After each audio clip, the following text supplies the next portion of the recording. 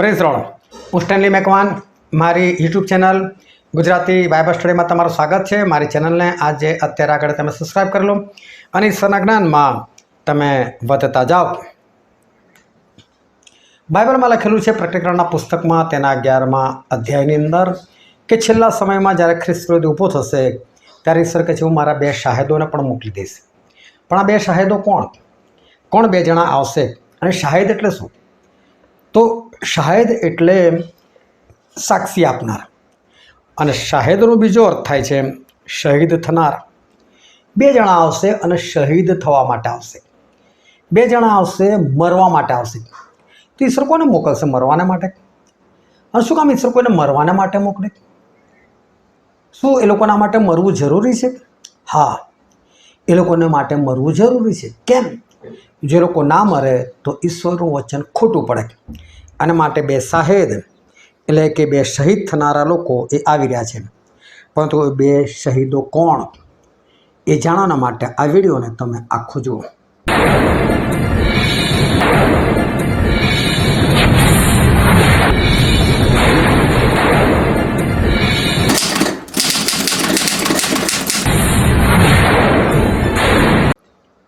WhatsApp ઉપર જે રોજ 10 સવાલ પૂછવામાં આવે છે તેનો આ વિડીયો છે। પરંતુ મને એવું લાગ્યું કે હવે પ્રશ્નો પ્રમાણે જો હું તમને વિડીયો બનાવીને મૂકીશ તો મજા નહીં આવે અને એટલે હવે હું આ ચેપ્ટર વાઇઝ ખાલી આ પ્રકટીકરણના પુસ્તક પૂરતું ચેપ્ટર વાઇઝ હું વિડીયો બનાવીને મૂકવાનો છું। અને આજે ચેપ્ટર છે 11મું પ્રકટીકરણ અને તેનો 11મો અધ્યાય। હવે એમાં સૌથી પહેલી જ કલમ, પછી લાકડી જેવું એક બરું મને આપવામાં આવ્યું અને મને કહેવામાં આવ્યું કે તું ઊઠ ને દેવના મંદિરનું તથા વેદીનું માપ લે અને મંદિરમાં ઉપાસના કરનારાઓની ગણતરી કર। ઈશ્વર જે દૂત છે જે પ્રકટીકરણ આ યુહાનને દેખાડે છે તો એ એક બરું આપે છે। બરું એટલે એક લાકડી જેવી એક વસ્તુ, પણ આ જરા સોફ્ટ લાકડી હોય અને જેમ લીલી લાકડી હોય ને વળી જતી હોય ને છતાં તૂટે ના ને એવા પ્રકારની લાકડી। અને એને કીધું કે તું દેવના મંદિરનું માપ લે। દેવનું કયું મંદિર? કયા મંદિરનું માપ લેવાનું? પછી કે તું દેવના મંદિરનું માપ લે કે છે। પછી શું કહે છે? એને વેદીનું પણ માપ લે કે છે અને મંદિરમાં ઉપાસના કરનારાઓની ગણતરી કર। દેવનું મંદિર એટલે ઓલ ઓવર વર્લ્ડની અંદર જે ઈશ્વરનું મંદિર છે એ મંદિર એટલે આપણું શરીર જે જીવતા દેવના આત્માનું મંદિર છે। અને એવા દરેક ચર્ચ પણ આવી ગયા અને એમાં જે ખરેખર લોકો જે ખરેખર ઈશ્વરની આરાધના કરે છે, જે ખરેખર ઈશ્વરની ઉપાસના કરે છે તો કે એ લોકોની ગણતરી કર। જે પેલા દેખાડો કરવા માટે આવતા એ લોકોને તો અલગ જ હટાવો, એ લોકોની ગણતરી નથી કરવાની। પરંતુ જે લોકો ખરેખર મંદિરમાં ઉપાસના કરે છે એ લોકોને કહે છે તું ગણતરી કર। અને શું કે દેવના મંદિરનું તથા વેદીનું માપ લે। આ માપ લઈને શું કરવાનું? હા, કારણ કે દેવનું મંદિર એટલે એક એવી જગ્યા જ્યાં દેવની હાજરી છે અને જ્યાં દેવની હાજરી છે ત્યાં શૈતાન નથી। તો કે એનું તું માપ લે। અને પછી શું કહે છે ઈશ્વર? પણ મંદિરની બહારનું આંગણું પડતું મુખ તેનું માપ ન લે, કેમ કે તે વિદેશીઓને આપવામાં આવેલું છે। એટલે કે મંદિરની બહારનું જે આંગણું છે ને એ વિદેશીઓ માટે છે। અને અહીંયા જે વિદેશીઓ જે શબ્દ છે એનો અર્થ ઇઝરાયલ સિવાયની બીજી પ્રજા એવું નથી, પરંતુ અહીંયા એનો અર્થ એવો થાય છે કે ખ્રિસ્ત વિરોધીને અને ખ્રિસ્ત વિરોધીના લોકોની વાત કરવામાં આવેલી છે કે એ લોકોને મેં આપેલું છે। એ લોકો શું કરશે કે તેઓ 42 મહિના સુધી પવિત્ર નગરને ખૂંદી નાખશે। જો 42 મહિના, 1 વર્ષના 12 મહિના, 2 વર્ષના 24 મહિના, 3 વર્ષના 36 મહિના અને આ છે 42 મહિના। એટલે 36 અને બીજા કેટલા વધ્યા? 6 મહિના બધ।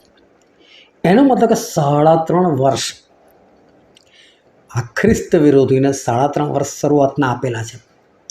એનાથી એ શું કરશે તો કે છે મંદિરને ખૂંદી કાઢશે કે છે, બહારનો આંગણો ખૂંદી કાઢશે કે છે, પવિત્ર નગરને ખૂંદી કાઢશે। પછી સર શું કહે છે? મારા 2 શાહેદો ટાટ પહેરીને 1260 દિવસ સુધી પ્રબોધ કરે એવો હું તેઓને અધિકાર આપીશ। ઈશ્વર કહે છે એ સમય હું પણ મારા 2 શાહેદોને મોકલીશ કે છે. એટલે જેવો ખ્રિસ્ત વિરોધી પ્રગટ થશે ને અને 3.5 વર્ષ એનું શરૂઆતનું જે રાજ્ય છે ને એ સમયમાં ઈશ્વર પોતાના 2 શાહેદોને પણ મોકલશે. શહીદ થનાર લોકો 2 એ કોણ છે આપણે આગળ જોઈશું. પણ કે છે 2 શાહેદોને પણ ઈશ્વર મોકલશે અને એ લોકો 1260 દિવસ સુધી પ્રબોધ કરે એવો હું તેઓને અધિકાર આપીશ. એ લોકો 1260 દિવસ સુધી એ લોકો પ્રબોધ એટલે કે ભવિષ્યવાણી અને બીજો અર્થ દેવના વચનો બોલશે. જો આ લોકો 1260 દિવસ સુધી, 1 મહિનો એ 30 દિવસ, 1260 ભાગ્યા તમે 30 કરો ને તો ફરી પાછો આવશે 42, એટલે કે 42 મહિના, એટલે ફરી પાછા આવશે 3.5 વર્ષ. એટલે ખ્રિસ્ત વિરોધીનું જે શરૂઆતનું રાજ્ય છે 3.5 વર્ષનું, એ 3.5 વર્ષના રાજ્યની અંદર પ્રભુ ઈસુ પોતાના સેવકોને, પોતાના શાહેદોને મોકલશે અને એ લોકો પણ આ પ્રબોધ કરશે, ઈશ્વરના વચનો બોલશે. અને એ લોકો શું વચન બોલશે એ પણ હું તમને પાછળથી જણાવું, અને 2 કોણ છે એ પણ હું તમને જણાવું. હવે શું કરે છે, 4th કલમ આપણે વાંચીએ. જૈતુનના જે 2 ઝાડ તથા જે 2 દીવી પૃથ્વીના દેવની સમક્ષ ઊભા રહે છે તેઓ એ જ છે. સૌથી પહેલાં તો આપણા શાહેદોને ઓળખીએ કે આ શાહેદો કોણ છે. આ 2 શાહેદ કોણ છે? તો બાઇબલ એવું કહે છે કે પ્રભુ એવું કહે છે કે જે મારી સમક્ષ ઊભા રહે છે. તો ઈશ્વરની સમક્ષ કોણ ઊભા રહે છે? જો હું તમને પ્રશ્ન પૂછું કે સ્વર્ગમાં ઈશ્વરની સામે કોણ ઊભા રહે છે, તો તમને કદાચ ઘણા બધા લોકો દેખાય, સ્વર્ગદૂતો દેખાય. તમે એવું કહી શકો કે સ્વર્ગદૂતો છે. તમે 24 વડીલોનું પણ નામ આપી શકો. તમે બીજા બધા જે લોકો પ્રભુના નામથી શહીદ થઈને ઉપર પહોંચી ગયેલા છે કોના આત્માઓનું પણ નામ દઈ શકો. પરંતુ તમને કહું કે પ્રભુ સ્વર્ગમાં જ્યાં છે ને, સ્વર્ગની અંદર અલગ અલગ ડિપાર્ટમેન્ટ છે. હું તમને બધું બાઇબલથી જ જણાવીશ. અહીં ડિપાર્ટમેન્ટ કેવા છે, તો જ્યાં પ્રભુ રહે છે ને ત્યાંની જોડે કોઈ જ નથી, છે તો ખાલી આ 2 શાહેદો. હવે ત્યાં કોણ નથી હું તમને કહું, ને કઈ રીતે નથી એ પણ હું તમને કહું. અને બાઇબલની અંદર અયુબનું પુસ્તક છે, અને આપણે અયુબનું પુસ્તક તેનો 1લો જ અધ્યાય અને તેની 6th કલમ. એક દિવસે દેવદૂતો યહોવાની આગળ હાજર થયા અને તેમની સાથે શૈતાન પણ આવ્યું. શું કહે છે? એક દિવસે દેવદૂતો યહોવાની આગળ હાજર થયા. એનો મતલબ જો આ લોકો સતત કંઈ ઈશ્વરની સામે નથી. સ્વર્ગદૂતો સ્વર્ગમાં જે જગ્યા પર રહે છે ને ત્યાં પ્રભુ નથી રહેતા. પ્રભુનું ડિપાર્ટમેન્ટ આખો અલગ છે. પ્રભુનો રૂમ કદાચ આપણે કહીએ તો રૂમ અલગ છે, સ્વર્ગદૂતોનો રૂમ અલગ છે. પણ કયું શું કહે, સ્વર્ગદૂતો એકવાર હાજર થયા. ચલો બીજા અધ્યાયની 1લી કલમ. એક દિવસે દેવદૂતો ફરીને યહોવાની હજુરમાં હાજર થયા. એટલે ફરી વખત હાજર થયા. એનો મતલબ હાજર થઈને ફરી પાછા જતા રહેલા. એનો મતલબ જ્યાં પ્રભુ છે ને એ જગ્યા પર સ્વર્ગદૂતો નથી. પરંતુ જ્યારે જ્યારે એમને બોલાવવાના હશે ને ત્યારે એ લોકો આવતા હશે, અને જેને બોલાવવાના હશે એ લોકો આવતા હશે. પ્રત્યેક દિવસ ઈશ્વરે બધાની મિટિંગ કરી હશે, લોકો બધા આવ્યા. ફરી વખત મિટિંગ કરી હશે તો ફરી બધા આવ્યા. પરંતુ જ્યાં પ્રભુ છે ને ત્યાં સ્વર્ગદૂતો નથી, એ સાબિત થાય છે. પછી બીજી વાત, સ્વર્ગની અંદર છે ત્યાં 24 વડીલો છે. હવે 24 વડીલો કઈ જગ્યાએ છે તો હું તમને વાંચીને બતાવું. અને પ્રકટીકરણનું પુસ્તક તેનો 4થો અધ્યાય અને 8મી કલમ.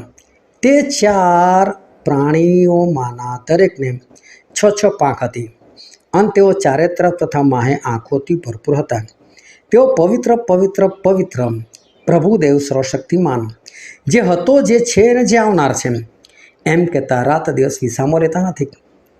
પછી આગળ, રાજ્યાસન પર જે બેઠેલો છે, જે સદા સર્વકાળ જીવન છે, તેના જ્યારે તે પ્રાણીઓ મહિમા માન તથા સ્તુતિ ગાશે, ત્યારે 24 વડીલો રાજ્યાસન પર બેઠેલાને પગે પડશે. જો 24 વડીલો શું કરે છે?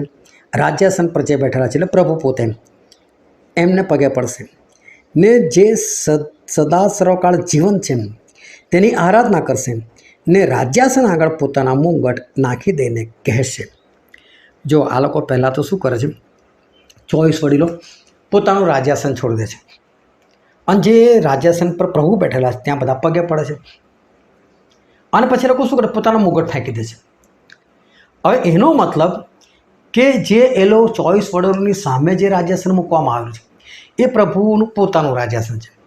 પણ જો એ રાજ્યાસન પર પ્રભુ રોજ નથી બેસતા, એ તો એમના રૂમમાં અલગ જ છે. પરંતુ જ્યારે પ્રભુ આ 24 વડીલોના રૂમમાં આવે છે કે ડિપાર્ટમેન્ટમાં આવે છે અને ત્યારે જ્યારે એ રાજ્યાસન પર બેસે છે ત્યારે 24 વડીલો એકદમ ઊભા થઈ જાય છે, એકદમ સાષ્ટાંગ દંડોત પ્રણામ પગે પડી જાય છે અને પોતાના મુગોટો ફેંકી દે છે. આમની સામે અમે ના ઊભા રહી શકીએ એટલે એકદમ ઊંધા પડી જાય છે, મુગોટો ફેંકી દે છે. જો પ્રભુ સતત ત્યાં હોય તો આ લોકો તો સતત આ રીતે પડી રહે, પણ આ લોકો તો પડ્યા, એનો મતલબ પ્રભુ રોજે રોજ ત્યાં હાજર નથી થતા. આ લોકોની રહેવાની જગ્યા અલગ છે ને પ્રભુને રહેવાની જગ્યા પણ અલગ છે. હવે જે લોકો મરી ગયેલા છે પ્રભુનામાં અને એ લોકો જે જગ્યા પર છે તો એ લોકો ક્યાં આગળ છે? તો હું વાંચીને બતાવું તમને પ્રકટીકરણનું પુસ્તક 6 અધ્યાય 9મી કલમથી. જ્યારે તેણે 5મી મુદ્રા તોડી ત્યારે દેવના વચનને લીધે તથા પોતે જે સાક્ષીને વળગી રહ્યા હતા તેને લીધે મારી નાખવામાં આવેલાના આત્માઓને મેં વેદી તળે જોયા. આ બધા આત્માઓ ક્યાં છે? વેદી તળે. એનો મતલબ સ્વર્ગમાં કોઈ એવી જગ્યા છે જ્યાં વેદી છે અને વેદીની નીચે આ શહીદ થયેલા આત્માઓ ત્યાં છે. તો આ પણ પ્રભુની સાથે નથી. તો જો હવે ધ્યાનથી સમજો, સ્વર્ગદૂતો પ્રભુ સાથે નથી, 24 વડીલો પ્રભુની સાથે નથી અને જે મરી ગયેલા આત્માઓ છે એ લોકો પણ પ્રભુ સાથે નથી. તો હવે કોણ બચ્યું કે જે પ્રભુની સામે છે? તો એ પેલા 2 જણા. એમાં પ્રભુ કહે છે કે જે મારી સામે ઊભા રહે છે. તો જો આ 2 જણ સ્વર્ગદૂત ના હોઈ શકે, આ 2 જણ મરી ગયેલાના આત્માઓ પણ નથી અને આ 2 જણાના નામ 24 વડીલોમાં પણ નથી. તો પછી હવે આ 2 જણ કોણ હોઈ શકે? ફરી ધ્યાનથી સમજો, આ 2 જણા 24 વડીલોમાંના નથી, આ 2 જણા સ્વર્ગદૂતોમાંના નથી અને જે લોકો નીચેથી મરી ગઈને ઉપર એમના આત્મા પહોંચ્યા છે એ પણ નથી. તો બચ્યું કોણ સ્વર્ગમાં? કોણ બચ્યું હશે કે જે ત્યાં હોય? તો હવે હું તમને બતાવું કે એ કોણ છે 2 જણા અને કોણ એ દેવની સમક્ષ એ ઊભા રહ્યા છે. અને ઉત્પત્તિનું પુસ્તક તેનો 5મો અધ્યાય અને હું વાંચું છું 21મી કલમથી. અને હનોખ 65 વર્ષનો થયો ત્યારે તેને મથુશેલા થયો અને મથુશેલાનો જન્મ થયા પછી હનોખ 300 વર્ષ દેવની સંગાતે ચાલ્યો ને તેને દીકરા દીકરીઓ થયા અને હનોખના સર્વ દહાડા 365 વર્ષ હતા અને હનોખ દેવની સંગાતે ચાલ્યો અને તે અલોપ થયો, કેમ કે દેવે તેને લઈ લીધો. જો મારીને નથી લીધો, દેવે હનોખને જીવતો જ રક્ત અને માંસની અંદર ઉપર બોલાવી લીધો. સ્વર્ગની અંદર આ એક માણસ છે હનોખ. પછી બીજી તમને કલમ વાંચીને બતાવો, 1 રાજા તેનો 17મો અધ્યાય. ચલો એની પહેલાં તમને 2 રાજા અને 2 અધ્યાયની અંદર તમને વાંચીને બતાવું. અને ત્યાં એલિયાની વાત લખવામાં આવી છે. 10મી કલમથી વાંચ્યું. તેણે કહ્યું કે તે જે માગણી કરી છે તે ભારે છે, તો પણ જો તારી પાસેથી લઈ લેવા તો મને તું જોશે તો તને એ પ્રમાણે થશે, પણ જો તું નહીં જોશે તો એમ નહીં જ બનશે. તેઓ વાત કરતા હજુ આગળ ચાલ્યા જતા હતા એટલામાં એમ થયું કે જુઓ, અગ્નિરથ તથા અગ્નિઘોડા દેખાયા ને તેઓએ તે 2ને જુદા પાડી દીધા અને એલિયા વંટોળિયામાં થઈને આકાશમાં ચડી ગયો. એલિયા આકાશમાં ચડી ગયા. જુઓ, બીજા એલિયા છે કે જે જીવતા ને જીવતા ઉપર જતા રહ્યા.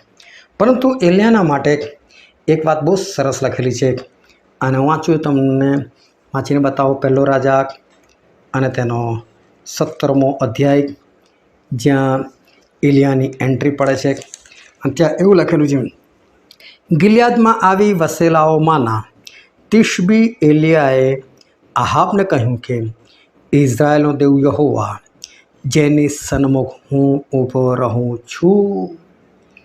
એલિયાએ તો વાત કરી, હું તો દેવની સન્મુખ ઊભો રહું છું. એલિયા જીવતા જીવતા ઉપર જતા રહ્યા. જો આ 2 જણા માણસ છે જે સ્વર્ગમાં પહોંચી ગયા. હજુ સુધી લોકો મર્યા નથી અને મર્યા આગળ કોઈ સ્વર્ગમાં ના જાય, પરંતુ ઈશ્વરે લોકોને ઉપર બોલાવી લીધા. હવે ઉપર લોકોને બોલાવી લીધા અને આ લોકો ત્યાં ઈશ્વરની સન્મુખ છે. સ્વર્ગ તો ઈશ્વરની સન્મુખ નથી ઊભા રહેતા, 24 વડીલો ઈશ્વરની સન્મુખ નથી રહેતા, મરી ગયેલાના આત્માઓ નથી રહેતા. તો બચ્યું કોણ? આ 2 જણા. તો આ જ 2 જણા ઈશ્વરની સન્મુખ છે. ઈશ્વર કહે છે કે જૈતુનના જે બે ઝાડ તથા જે બે દીવી સમૂહ પૃથ્વીના દેવની સમક્ષ ઊભા રહે છે તેઓ એ જ છે, એટલે કે એ લોકો જ આ બે શાહેદો છે. હવે તમને કદાચ પ્રશ્ન થાય, કારણ કે ઘણા બધા શું છે, એલિયાને તો સમજે છે જ, પણ ઘણા બધા લોકો હનોખને નથી સમજતા, એની જગ્યા પર મૂસાને સમજે છે. કેમ? કારણ કે આગળ એવું લખેલું છે, પ્રકટીકરણનું પુસ્તક તેનો 11મો અધ્યાય 6ઠ્ઠી કલમ, તેઓને આકાશ બંધ કરવાની સત્તા છે. તો આકાશ કોણે બંધ કરેલું? એલિયાએ. તેઓના પ્રબોધ કરવાના સમયમાં વરસાદ વરસે નહીં, અને તેઓને પાણીનું લોહી કરવાની સત્તા છે. પાણીનું લોહી કોણે કરેલું? મૂસાએ. આવું વાંચીને લોકો આ બે જણા નાખી દે છે. એવું નથી. શું મૂસાએ પાણીનું લોહી કર્યું તો બીજું કોઈ કરી જ ના શકે? બીજા બી કરી શકે. એમાં કઈ મોટી વસ્તુ છે કે મૂસાથી થોડું થાય છે, ઈશ્વરથી થાય છે.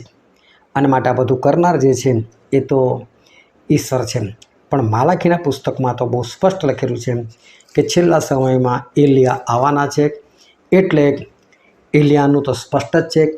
અને હું વાંચીને તમને બતાવું, માલાખી પ્રબોધકનું પુસ્તક અને તેનો 4થો અધ્યાય 5મી 6ઠ્ઠી કલમ, જુઓ યહોવાનો મહાન તથા ભયંકર દિવસ આવે તે પહેલાં, એટલે કે એમનું બીજું આગમન થાય તે પહેલાં હું તમારી પાસે એલિયા પ્રબોધકને મોકલી દઈશ.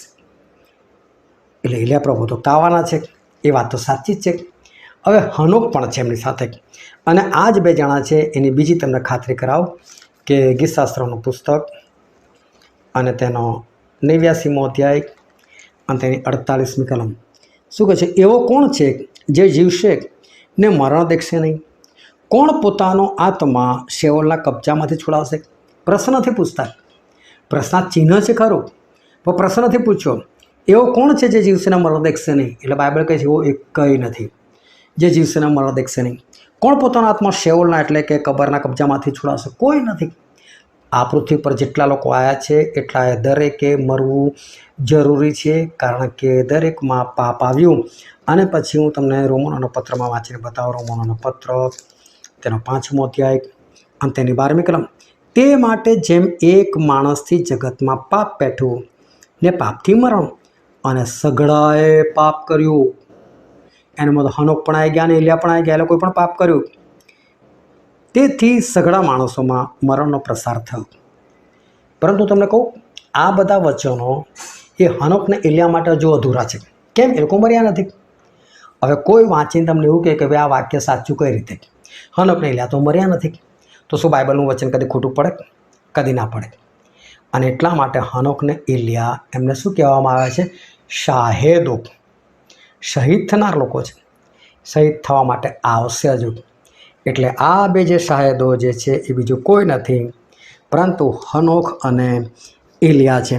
પછી આગળ આપણે પ્રકટીકરણનું પુસ્તક 11મો અધ્યાય પૂરો કરે, અને પછી લખેલું છે 4થી કલમ, જૈતુનના જે બે ઝાડ તથા જે બે દેવી પૃથ્વીના દેવની સમક્ષ ઊભા રહે છે તેઓ એ જ છે. આ તમને ખબર પડે કે જો કોઈ તેઓને ઈજા કરવા ચાહે તો તેઓના મોંમાંથી અગ્નિ નીકળે છે અને તે તેઓના શત્રુઓનો સંહાર કરે છે, અને જો કોઈ તેઓને ઈજા કરવા ચાહે તો તે જ પ્રમાણે તેણે માર્યા જવું જોઈએ. હનોક વિશે બાઇબલમાં એટલું બધું કંઈ ખાસ લખ્યું નથી, પરંતુ એ હનોક વિશે બાઇબલમાં એટલું બધું કશું લખ્યું નથી, પરંતુ એલિયા માટે લખેલું છે. જ્યારે બાલના પ્રબોધકોએ એલિયાનું ના સાંભળ્યું, એ લોકોએ કબૂલ કરવું જોઈએ તો હા ભાઈ એક જ ઈશ્વર છે ને, બાલ નામનો કોઈ દેવ છે જ નહીં, એ લોકોએ કબૂલ કર્યું હોત તો સારું, પણ ના કબૂલ કર્યું તો એલિયા શું કર્યું? બધાને મારી નાખ્યા. તો જૂના કરારના પ્રબોધકો એવા હતા ને, માર ધાડવાલા. અને ઇઝરાયલના આદત છે એવા જ પ્રબોધકોની. એટલે છેલ્લા સમયમાં ઈશ્વર શું કરશે? હનોકને એલિયાને મોકલશે, અને આ લોકો પાવરફુલી સુવાર્તા પ્રકટ કરશે. અને આ ફક્ત અને ફક્ત ઇઝરાયલ પુત્રો માટે આવી રહ્યા છે, આપણા માટે નહીં. કારણ કે આપણા માટે પવિત્ર આત્મા હતા અને પવિત્ર આત્માનું કામ પૂરું થઈ ગયું. ફક્ત ઇઝરાયલ માટે આ બે જણા છે. અને આ બે જણાનું કામ શું છે તો હું તમને ફરી વાંચીને બતાવું. માલાખી પ્રબોધકનું પુસ્તક ત્યાં 4થો અધ્યાય 5મી 6ઠ્ઠી કલમ, જો યહોવાનો મહાન તથા ભયંકર દિવસ આવે તે પહેલાં હું તમારી પાસે એલિયા પ્રબોધકને મોકલી દઈશ. તે પિતાઓના મન પુત્રો તરફ ને પુત્રોના મન પોતાના પિતાઓ તરફ ફેરવશે, રખીને હું આવીને પૃથ્વીને શાપથી મારું. એ છેલ્લા સમય શું થશે? પેલો ખ્રિસ્ત વિરોધી આવીને ઇઝરાયલમાં પ્રગટ થઈ ગયો છે અને એ તો કહે છે હું જ ખ્રિસ્ત છું, હું જ છોડાવનાર છું અને એવા ચમત્કારો કરીને બતાવે છે કે હું જ પરમેશ્વર છું. અને ઇઝરાયલ પુત્રોએ માની લીધેલું. બોલો, કારણ કે ઇઝરાયલ પુત્રો એ તો પ્રભુ ઉપર વિશ્વાસ જ નથી કરતા. એ લોકો તો માની લીધેલું અને માની લીધેલું એટલે હનોખને લઈ આવશે. હે ઇઝરાયલ પુત્રો, તમે આવા એને માનો છો? તમે આને ખ્રિસ્ત સમજો છો? હાલ આ ખ્રિસ્ત નથી. તમે મને નહીં ઓળખતા? હું એલિયા, આ હનોખ, અમે બાઇબલના મોટા પ્રબોધકો. અને તમને વિશ્વાસ ના આવતો તો મોડામાં ઝાંક પાડીને દેખાડશે, આકાશમાંથી દુકાળ કરીને દેખાડશે, ચાહે એ કામ કરીને દેખાડશે, ગમે તેવી વિપત્તિઓ લાવીને દેખાડશે. એટલે ઇઝરાયલ પુત્રો હા યાર, ખરેખર આ જ પ્રબોધકો છે. અને એ પિતા એટલે પરમેશ્વર એમને કહેશે કે પ્રભુ તમે તમારી નજર ઇઝરાયલ પુત્રો તરફ કરો, અને ઇઝરાયલ પુત્રોને કહેશે તમે તમારી નજર ઈશ્વર તરફ કરો, સમાધાન કરો. એ ઈશ્વર છે જે ઈસુ આવી ગયા ને એ જ ખરા ખ્રિસ્તતા. સ્વીકાર કરો એમનો. અને ત્યારે ઇઝરાયલ પુત્રો છે ને એ પ્રભુનો સ્વીકાર કરશે. અને આવું 3.5 વર્ષ સુધી ચાલશે. 3.5 વર્ષ સુધી તો આ બે જણા ત્યાં છે ને ઘમાસાણ મચાવી દેશે. હવે પેલો ખ્રિસ્ત વિરોધી ક્યારનો શાંત રહેલો છે, કારણ કે એણે છે ને શાંતિ રાખેલી છે. અને એણે શાંતિ એટલે કેવી શાંતિ રાખી છે? એણે શાંતિનો કરાર પણ કરેલો છે. કારણ કે હું તમને દાનિયેલ પ્રબોધકના પુસ્તકમાં વાંચીને બતાવું, તેનો 9મો અધ્યાય અને તેની 27મી ક્રમ, તે એટલે કે ખ્રિસ્ત વિરોધી ગણાઓની સાથે 1 અઠવાડિયા સુધીનો પાક્કો કરાર કરશે. 1 અઠવાડિયું એટલે 7 વર્ષની વાત કરેલી છે. કારણ કે હિબ્રુ ભાષામાં અઠવાડિયું અને વર્ષ માટે એક જ શબ્દ વપરાય છે. તો કે છે કે 7 વર્ષનો પાક્કો કરાર કરશે. અને એ અઠવાડિયાની અધવચમાં એટલે કે 7 વર્ષમાં તે બલિદાન તથા અર્પણ બંધ કરાવશે. એટલે કે એ કરાર તોડી નાખશે. હવે જો ખ્રિસ્ત વિરોધીના 3.5 વર્ષ પૂરા થાય છે, આ બાજુ આ લોકો જે શાહેદો છે એ લોકોની પણ પ્રબોધવાણી એટલે કે સારા વચન 3.5 વર્ષમાં એ લોકોના પણ પૂરા થાય છે. એ લોકો પણ પાવરફુલી બધું ઇઝરાયલ પુત્રોને શીખવાડે છે કે ભાઈ આ નથી, આને ના માનો, આ તો ખ્રિસ્ત વિરોધી છે. પણ ખરા ખ્રિસ્ત પ્રભુ ઈસુ ખ્રિસ્ત જતા. અને ઇઝરાયલ પુત્રો મોટી માત્રામાં એટલે બધા જ પ્રભુ તરફ પાછા ફરશે. અને જ્યારે પ્રભુ તરફ પાછા ફરશે ત્યારે 7મી ક્રમ શું કહે છે? જ્યારે તેઓ પોતાની સાક્ષી પૂરી કરશે ત્યારે જે શ્વાપદ ઊંડાણમાંથી નીકળે છે એટલે કે ખ્રિસ્ત વિરોધી, તે તેઓની સાથે લડાઈ કરીને તેઓને જીતશે અને તેમને મારી નાખશે. 3.5 વર્ષ સુધી આ ખ્રિસ્ત વિરોધી જેમ તેમ સહન કરશે. પછી આખરે અહીંથી સહન નહીં થાય કે લોકો એની પાસેથી ફરીને પ્રભુ તરફ વળવા લાગ્યા ઇઝરાયલ પુત્રો. એટલે એનો ગુસ્સો ચડશે ને આ બંનેને મારી નાખશે. જો પેલું વચન પૂરું થશે ને કે કોણ મરણથી પોતાને બચાવશે? કોઈ નહીં, હનોક પણ નહીં અને ઇલિયા પણ એ લોકો મરવા માટે જ આવશે. એને એ લોકોને મારી નાખવામાં આવશે. પછી શું કહે છે? જે મોટા નગરને આત્મિક રીતે સદોમ તથા મિસર કહેવામાં આવે છે, જ્યાં તેઓના પ્રભુને વધસ્તંભ જડવામાં આવ્યો, તે નગરના રસ્તાઓમાં તેઓના મુર્દા પડ્યા રહે છે. પ્રભુ ઈસુ ખ્રિસ્તને ક્યાં વધસ્તંભ જડવામાં આવેલા? ઇઝરાયલના યરુશાલેમમાં. અને યરુશાલેમમાં જ આ બે જણને મારી નાખવામાં આવે છે. એ લોકોના મુર્દા પડ્યા રહે છે. અને ખ્રિસ્ત એટલો બધો એ લોકોથી ત્રાસી ગયેલો, કંટાળી ગયેલો, એટલો બધો ક્રોધમાં છે કે છે ને દાટવા પણ નથી દેતો. શું કહે છે? અને લોકો તથા કુળો તથા ભાષાઓ તથા દેશોમાંથી આવેલા માણસો 3.5 દિવસ સુધી તેઓના મુર્દા જુએ છે અને તેઓના મુર્દાને કબરમાં દાટવા દેતા નથી. બોલો, ખ્રિસ્ત વિરોધી ના પાડી દે છે, કોઈ દાટવા નહીં આ લોકોને, ભલે સડતા કે છે. અને કેટલા દિવસ? 3.5 દિવસ સુધી. તો કેમ 3.5 દિવસ? કારણ કે પ્રભુ ઈસુ ખ્રિસ્ત 3 દિવસે ઊભા થયેલા. એટલે 3 દિવસમાં લોકો ઊભા થઈ જાય તો પ્રભુ ઈસુની સમાનતામાં આવી જાય. એટલે ના, એ લોકોને 3.5 દિવસ આપ્યા. અને પછી શું લખેલું છે? પૃથ્વી પરના રહેનારાઓ તેઓના રીતે ખુશ થાય છે અને આનંદ કરે છે. તેઓ એકબીજા પર ભેટ મોકલશે, કેમ કે તે બે પ્રબોધકોએ પૃથ્વી પરના રહેનારાઓને દુઃખ દીધું છે. જો પૃથ્વી પર રહેનારાઓ એટલે જે પૃથ્વીના લોકો છે ને એ લોકો. આપણી નાગરિકતા ક્યાંની છે? આકાશમાં છે, સ્વર્ગમાં છે. અને તમે સ્વર્ગના જેવું જીવન આ પૃથ્વી પર જીવો તો તમે સ્વર્ગીય લોકો, તમે ઉપરની વાતો પર મન લગાવો તો તમે ઉપરના લોકો. પ્રભુએ કીધું ને કે જે પૃથ્વી પરનો છે તે પૃથ્વી પર જ વાતો કરે છે, પણ હું તો ઉપરની વાતો કરું છું. જે ઈશ્વરના લોકો છે એ ઉપરની વાતો કરે છે. કોલોસીના પત્રમાં 3 અધ્યાયની 1-2 કલમમાં લખેલું છે કે જો તમને જીવતા કરવામાં આવ્યા છે તો જ્યાં પ્રભુ ઈસુ બિરાજમાન છે દેવને જમણે હાથે ત્યાંની, એટલે કે ઉપરની વાતો શોધો. જે ઈશ્વરના લોકો છે ને એ પૃથ્વીની વાતો નથી કરતા, એ પૃથ્વી પર જીવતા જ નથી. પૃથ્વી પર તો ખાલી લોકો સફર કરવા માટે આવ્યા છે. એટલે જ્યારે યાકૂબને ફારૂને પૂછ્યું કે તારી ઉંમર કેટલી થઈ, તો કે ઉંમર છોડ ભાઈ, મારા પ્રવાસના દિવસો 130 વર્ષ થયા છે. તો ઈશ્વરના લોકો આ પૃથ્વી પરનું જે જીવન છે ને એને આયુષ્ય નથી કહેતા, એને મુસાફરી ગણે છે. અને આપણે આ મુસાફરી છે, પણ જેટલા લોકો પૃથ્વી પર જીવવા માગે છે, પૃથ્વી પરના વાનાઓમાં જીવવા માગે છે, એ બધા લોકો નાશ પામશે. અને એ લોકો આ 2 જણના મોતથી એ લોકો ખુશ થાય છે. પરંતુ શું થયું? ત્યાં પ્રકટીકરણ 11મો અધ્યાય 11મી કલમ, પણ 3.5 દિવસ પછી દેવ તરફથી જીવનનો આત્મા તેઓમાં બેઠો, એટલે તેઓ પોતાના પગ પર ઊભા રહ્યા અને તેઓને જોનારાઓને ઘણું ભય લાગ્યું. વિચાર કરો, 3.5 દિવસમાં મુર્દા કેવા થઈ ગયા હોય, કેવા અક્કડ થઈ ગયા હોય. પરંતુ ઈશ્વરનો આત્મા આવ્યો, જીવનનો આત્મા આવ્યો, લોકો જીવતા થઈ ગયા. ઘા બા બધા જતા રહ્યા, દુખાવો બધું ગાયબ, કશું જ નથી. અને પોતાના પગ પર ઊભા રહ્યા. અને પછી શું થયું?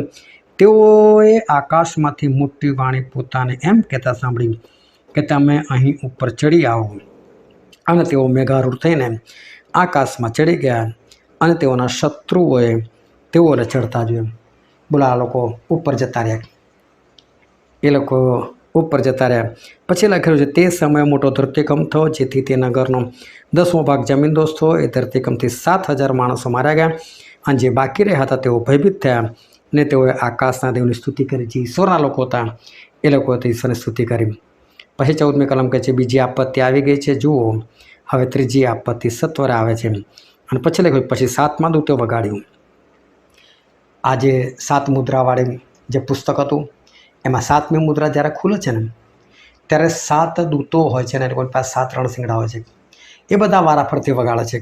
અને હવે 7મો દૂત વગાડે છે રણશીંગડું. પછી 7મા દૂતે વગાડ્યું ત્યારે આકાશમાં મોટી વાણીઓ થઈ. તેઓએ કહ્યું કે આ જગતનું રાજ્ય આપણા પ્રભુનું તથા ખ્રિસ્તનું થયું છે. તે સદા સર્વકાળ રાજ કરશે.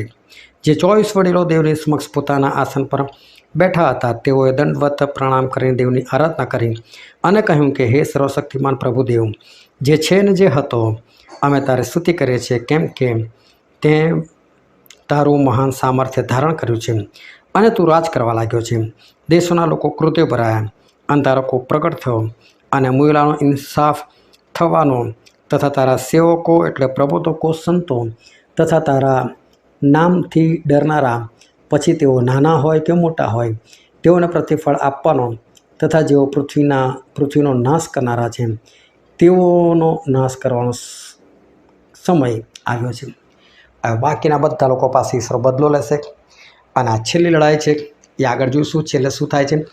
પરંતુ છેલ્લી કલમ બહુ અદ્ભુત છે અને બાઇબલનું એક અદ્ભુત રહસ્ય હું તમને કહેવા માગું છું. 19મી કલમ, ત્યાર પછી આકાશમાંનું દેવનું મંદિર ઉઘાડવામાં આવ્યું અને તેના મંદિરમાં તેના કરારનો કોષ જોવામાં આવ્યો. અને વીજળીઓ, વાણીઓ, ગર્જનાઓ તથા ધરતીકંપ થયા તથા પુષ્કળ કરા પડ્યા. આકાશમાં ઈશ્વરનું મંદિર છે. એનો જ નકશો ઈશ્વરે દાઉદને આપેલો અને એ જ પ્રમાણે સુલેમાને આ પૃથ્વી પર મંદિર બાંધેલું. પણ ઓરિજિનલ મંદિર ત્યાં હતું અને ત્યાં જ પરમ પવિત્ર સ્થાનમાં પ્રભુએ પોતાનું લોહી ચડાવેલું હતું, જેનાથી આજે આપણને પાપોની માફી મળે છે. પણ ત્યાં શું જોવામાં આવ્યો? કરાર કોષ જે પૃથ્વી પર બનાવેલો ને એ કરાર કોષ. અત્યારે ઘણા બધા લોકો એવો વિડીયો બનાવે, કરાર કોષ મળી ગયો, આમ થયું તેમ થયું. એટલે કરાર કોષ નહીં મળ્યો.